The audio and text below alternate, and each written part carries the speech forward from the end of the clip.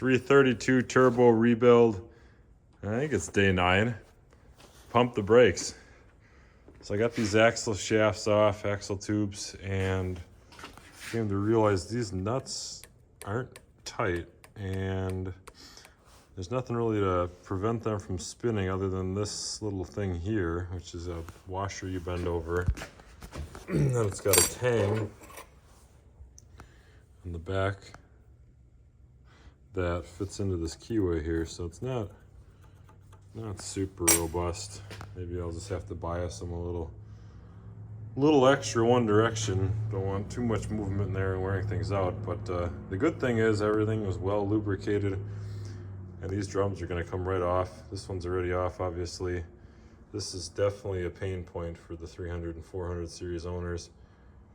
These hubs get so rusted on there, some people have to cut them off. Some people make big elaborate pullers out of half-inch thick material and put reinforcing ribs in them.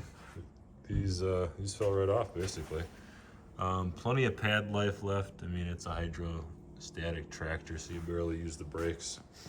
You know, you can use them for turning or whatever if you got them split individually, but really only use them as a parking brake when it's on the trailer. So clean everything up. That's how much crap came out.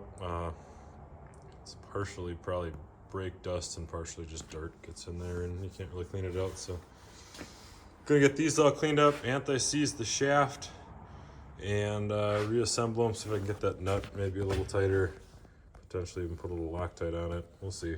One thing I did notice having these apart, they are adjustable just like a normal drum brake on an old car or truck, so did not know that. I thought all the adjustment was just up here in this lever where the rod attaches to the tractor, but they are adjustable. I think there's a dust cap you pop out, so I did notice quite a bit of travel in the rods. One of the pedals was almost hitting the fender deck or the engine side panel, so now that I know I can adjust it, I will do that.